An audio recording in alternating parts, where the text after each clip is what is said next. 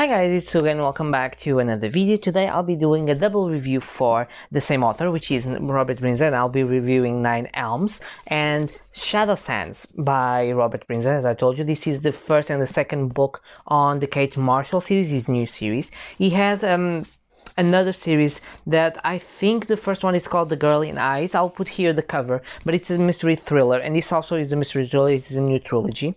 At least it's a trilogy because I have an arc for this third book that comes out next month. So I'm really excited.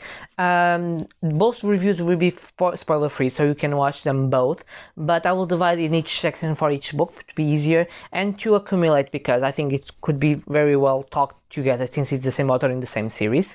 But before I give you my opinion, don't forget to leave a comment, likes, and especially subscribe, because it's very important to the channel to grow. And I'm almost in the 500 subscribers, and it will be amazing if I reach that goal by the end of the year.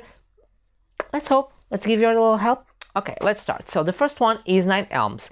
These are my Portuguese editions, but the title in English is just 9 Elms. It doesn't have mystery in, it's just 9 Elms. This is set in the UK, and we follow Kate Marshall, who is a young and promising detective who in 9 Elms is trying to discover who is the cannibal of 9 Elms. So there is a man who is murdering women and eating parts of them like a cannibal. And in the beginning of the book, we have like a little prologue of the past, what happened to Kate. And a thing very bad happened, and she discovers who is the cannibal of 9 Elms but she ended up being injured by that. More than 15 years later, she is a teacher on a university teaching like criminal psychology and something like that, and someone is, as a fan, starts to recreate the murders of the cannibal of 9 Elms like an imitator. So she's come back to business like a private detective to discover who is this imitator, but also because there is a couple who ask for help because they believe her daughter was killed by the cannibal of 9 Elms and they never found the body.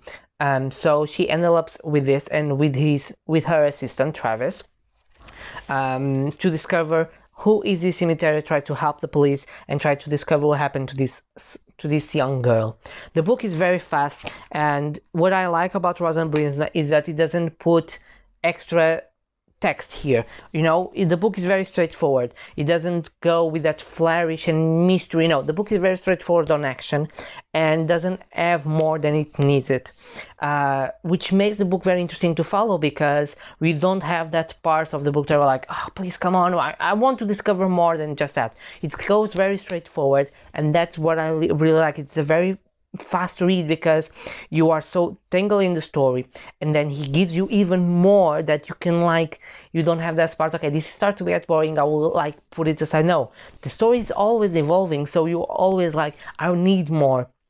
I think the characters are very well done. What Kate's been through is amazing. I love this type of character as protagonist. She has an alcoholism problem, and she's been sober for years, but you know, she always had the temptation, and I think that creates another layer of her that I really enjoy in a character. I think the whole story of the cannibal is very interesting, even his personality. We don't get very into the detail of the mind of a serial killer of like NCIS, but we have some hints of his perturbed mind and how he feels. There's also into a very interesting relationship. I will not disclose for spoiler content, but it's a very interesting relation that I was like, this is weird. But it's a very interesting book. I totally recommend it. It's a very good thriller. I really enjoy this one. I will not say much more about this book because I think thrillers have this problem. We cannot talk a lot because it can be spoilers, but trust me, if you like a fast thriller and if you like this type of stories that we follow a detective trying to discover a twisted mind, this is definitely a book for you, because it was one amazing book. It's not very big, it's like 300 pages, and it's so fast that you can definitely read it in one sitting, because you will be so entailed in the story and you will be so into the characters that will be like, I want to finish, I want to discover what's gonna happen. Now, the second one, which is Shadow Sands. This was released, I think, last year.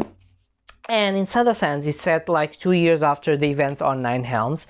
And Kate is swimming with her son in Shadow Sands, and when they are diving and discover a body there. It's like how do you say in English? And this entangles this story of what happened to that boy. Her mother hired Kate, because of the events of Nine Helms, as a private detective to discover what's going to happen here, what's been happening. So she goes with her assistant Tristan, trying to discover what's happening in Shadow Sands. I like this book. I think Robert Bryndza continues the same strategy of not having too much information, not having too much flourish around the mystery, very straightforward. I didn't like as much as Nine Helms because I think I didn't find it as twisted and as intriguing.